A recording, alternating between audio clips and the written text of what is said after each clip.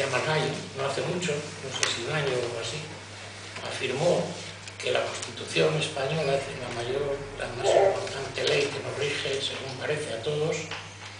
constaba fundamentalmente o casi exclusivamente de dos artículos. El primero, que se refiere a la forma del Estado, y el octavo, que se refiere a la unidad de la nación española y a la existencia del ejército para garantizar esa unidad.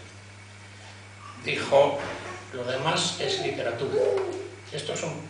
los recogidos de intervenciones que ha hecho en la prensa hace mucho.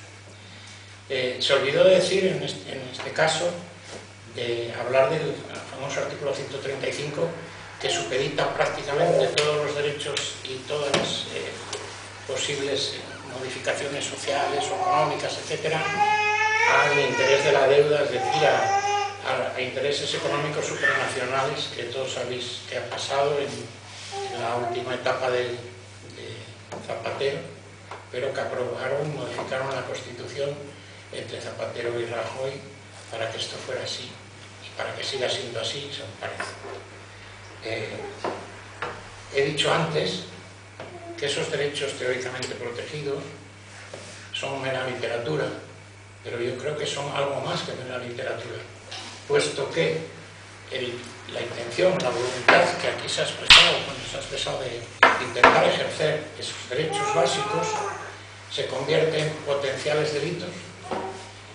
cuando no, digo potenciales porque ha habido miles, millones de personas movilizándose y las represalias alcanzan a cientos o a miles de personas, pero lo que sí que es cierto es que en los últimos 4 años, como señalaba antes Manolo, a partir del 2011, esto ha sido una constante, y además de ser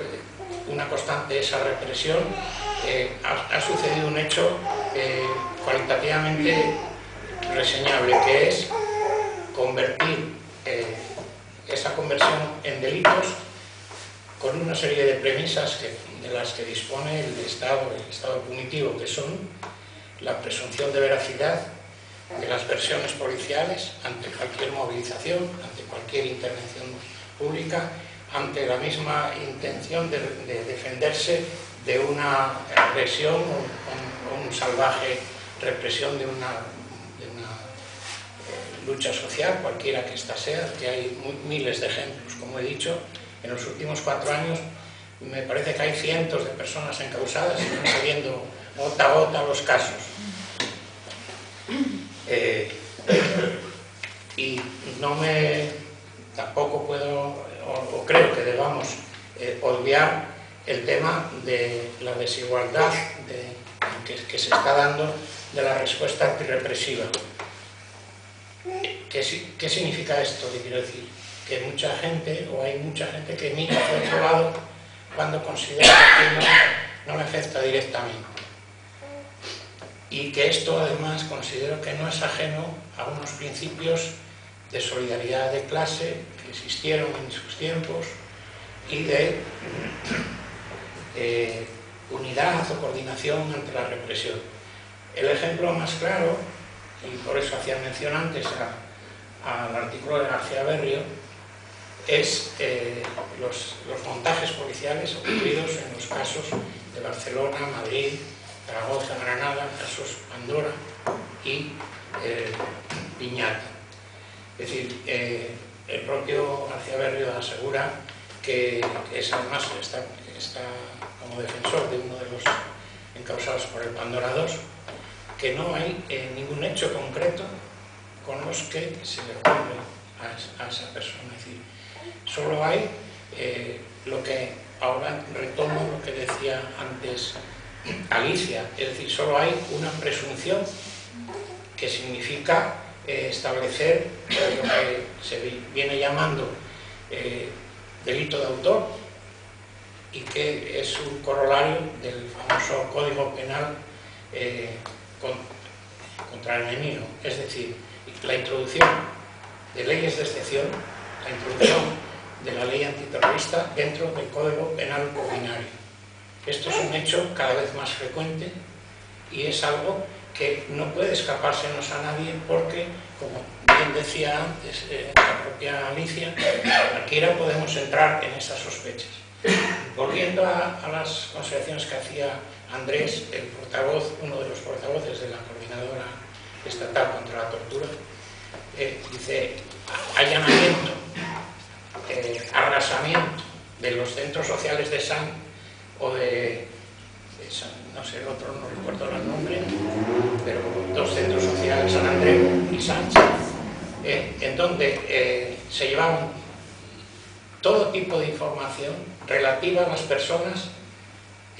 porque era eso lo que realmente buscaban.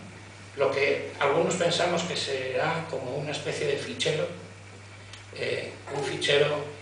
que incluye familiares, amigos, contactos personales, sitios donde ha estado, personas que haya podido, en fin, todo ese fichero que significa, pues bueno, reconstruir lo que algunos conocimos dentro en vida del régimen de Franco, es decir, una especie de situación en la que esas personas ya van a ser estigmatizadas, van a ser señaladas, van a ser luego aisladas, con la colaboración en muchos casos, en casi todos,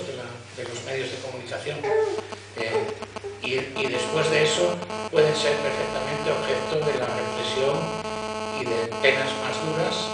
Hay que recordar que, por ejemplo, cuando se establece el criterio que se ha establecido en los casos Pandora y Pimienta, señalo concretamente, cuando se habla de fines terroristas, es decir, por ejemplo, unas estragos, vamos a llamar, o daños en el mobiliario urbano, cuando se incluye ese adjetivo que puede calificar a la persona como presuntamente terrorista o fines terroristas, se multiplica por 3, 4 o 5 veces cualquiera de las penas o castigos. Es decir, un cajero, un contenedor, no es lo mismo que, no sé. Bien, esto es un hecho que quería señalar, la importancia que tiene, que no dejemos a un lado a nadie de aquellas personas que el propio sistema, como he dicho, busca como una especie de moderna caza de brujas, con técnicas propias de la Inquisición, pues que incluyen, para ser exonerado de cualquiera de estas cosas, pues el arrepentimiento, etcétera, etcétera, etcétera, de las propias ideas. Y dicho esto, aunque el panorama que dibujo es sombrío, y yo pienso que lo es porque es así la realidad, es decir, quiero señalar algo en lo que posiblemente pueda haber una línea o un hilo conductor entre lo que exponía antes Manolo y lo que experiencias que se están dando de la lucha social en según qué sitios. Yo señalo dos que conozco, uno porque está muy cerca de aquí, que es el del barrio Gamonal de Burgos, en donde la lucha de un barrio, la lucha de las personas de un barrio por unas condiciones dignas en las que vivir, por evitar medidas sociales o antisociales como la del famoso Boulevard, llevaron a una lucha de barrio que se mantuvo, y esta es la característica que yo quiero señalar como importante. Se mantuvo unido y se mantuvo solidario con las personas a las que se pretendía culpabilizar y criminalizar de todo lo que podían, en unos casos, independientemente de que hubieran estado presentes, que es otra de las características de esto que llamamos la caza de brujas. Es decir, no hace falta que hayas estado en tal lugar donde se han cometido o podido cometer determinados actos, sino que la presunción por la veracidad que se da a las informaciones policiales es más que suficiente para establecer una condena. Esto ya no solo, y digo esto porque el propio Tribunal Constitucional ya señaló en su día, en un caso del País Vasco de hace unos años, parece que era una señora, no recuerdo ahora los datos concretos, pero señaló que unas declaraciones hechas bajo tortura podían ser perfectamente válidas como elemento probatorio en un juzgado. Es decir, que independientemente de la forma en la que fueran ofendidas, entendían que esas versiones policiales que contradecían lógicamente la de la detenida que manifestaba haber